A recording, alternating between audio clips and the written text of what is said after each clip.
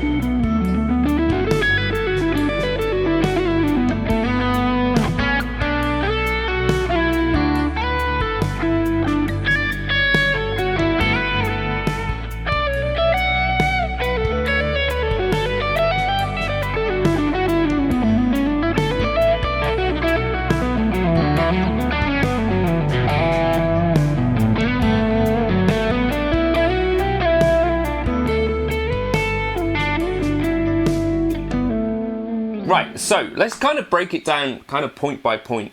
So first of all, he said that's a stupid thing to do for a living. And I think this is the thing that you go to university, or you even before university, as a kid, I had this idea that I would practice my instrument enough that at some point someone would notice me and that a career would present itself to me. Luckily at college, I had some people that were kind of interested in music, very interested, like Rick, if you're watching, Mr. Leyland, but also had other interests. And I remember there was a really key point in a music tech lesson with Mr. Leyland where we kind of plotted out how we thought we might make a living with music. And even at the age of 16, 17, I'd kind of written out a long page that was all about having multiple sources of income and being freelance, and it just happened to be the case that was how you could actually plan to make a living. I think that the things that we mostly see are the exceptions of exceptions where maybe you become a millionaire and have a massive house from just being picked up at age 16, 17, 18 or whatever. But even that story itself, I think, is actually hiding quite a lot of real truth and real difficulty. And so I think even the rock stars, pop stars that you do know about, there's probably a lot that you don't see and maybe not as much sort of money even for those guys as you might expect in some cases, I think. So that's the thing, like if you're wanting to make a living, this really does start to hit home, I think, in your 30s, because prior to that, if you're doing like, you know, cover gigs as a guitarist and stuff like that, you can, you know, earn £200-300 on a Saturday, and compared to your peers, you'll probably be earning quite a bit of money. Certainly, like I've got, you know, or even my wife or whatever as well, because she's got a real job. Actually, Nemo and crew, for Halloween, maybe stop by and check out some of her embroidery stuff, especially if you're in the UK looking for a gift for your wife or kid. It's an organic ad now, isn't it? But yeah, she runs like a custom embroidery business. But also she does gigs on the weekend when she can. And, you know, to earn money singing or earn money playing guitar, I think is in many ways a lot easier than, you know, some of the other ways that you might have to earn £200 or £300, if you get what I mean. Now, two, what we're saying, if it doesn't work out. So this is the thing for most people, I don't think it works out. And he also said, like, this is not their dream. So he was pointing at people that, for I think you, me, any musician, that is actually a very highly prestigious job. So playing on like a late night show, what's his name, Matey Boy from The Roots, Questlove, did this. Like, these are top tier musicians, and I imagine actually playing music on TV is also one of the more highly paid things. I've got no experience doing it, and I don't really know many people who have, but that's going to be my assumption, is that if you had a regular gig on a TV like the late night shows, these sorts of things, that as gigs go, those are about as good as it gets, probably. And so that was kind of another thing that was interesting, that Louis CK was kind of pointing out these guys and saying that this was none of their dreams, which probably what he was saying really was that each of them wanted to be known individually as a rock star, or, you know, as a, you know, even if they're playing jazz stuff, you know, like the rock star jazz musician is a thing, like Miles Davis, John Coltrane. Each of these people has ended up being what he called it, like a clump of musicians that nobody cares about the individual. And I guess that is kind of what is true of quite a lot of gigs, where if you think of cover band gigs, you think of like playing gigs, even if you're a session player playing for like big country artists, like if you watch like Post Malone, like he's got some amazing guitar players playing for him, but I don't think they'd be household names. And I don't think that necessarily anyone comes away from a Post Malone show, except for us guitarists, going, oh, Derek Wells really killed that, or even like noticing, oh, Lee Sklar's playing bass and absolutely killing it. What it becomes about, except for the very exceptional musicians that get to earn money doing it through whatever that might be, like a combination of luck, very, very hard work, probably in most cases, talent in some cases, having a very good sort of backing, whether that means coming from a rich family, or, you know, whether a label throws money at your way, or PR and all that sort of stuff. But in any case, what most of being a musician is about for most people, I think, is more about being part of a collective. And I think that's an important thing to get.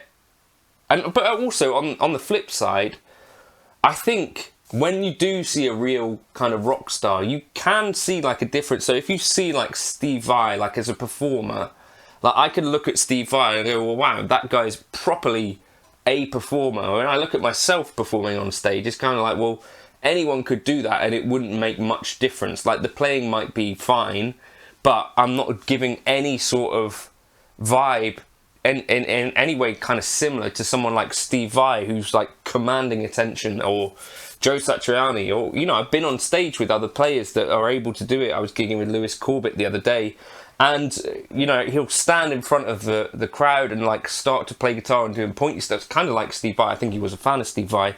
But you start to see that there are like people that I guess in some ways sort of born to perform, and that's something that you maybe realise a little bit later. Certainly for me, I have anyway. But like Louis C.K. says, like nobody cares like individually about any particular one member of the band.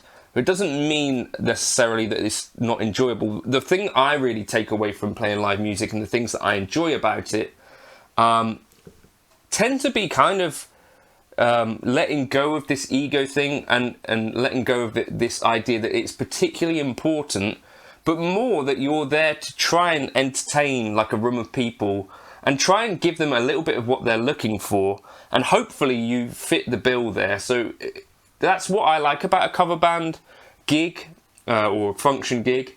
It's that you be playing like reliable tunes that you know generally that these people are going to be wanting to hear. Like it's kind of like an understood situation, right? Where the musician, you know, playing Mr. Brightside knows that not what you're doing is particularly like lifting up your ego or particularly flashy in many ways, but also you know that the audience, if you're doing it pretty well, are going to be getting something back off it. Like there is like a purity to it, whereas there's just less ego to some of it.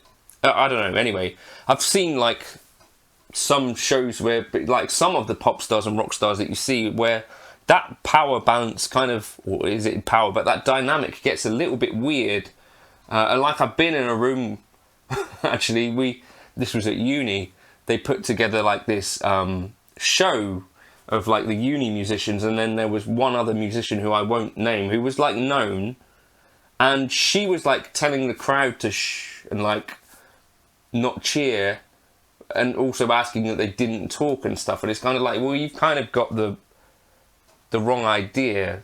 You know, like, this is not a room necessarily of your fans. Like, it was a room of people that were there to just enjoy some of the university music, and she was like the headliner, but they weren't necessarily all there for her.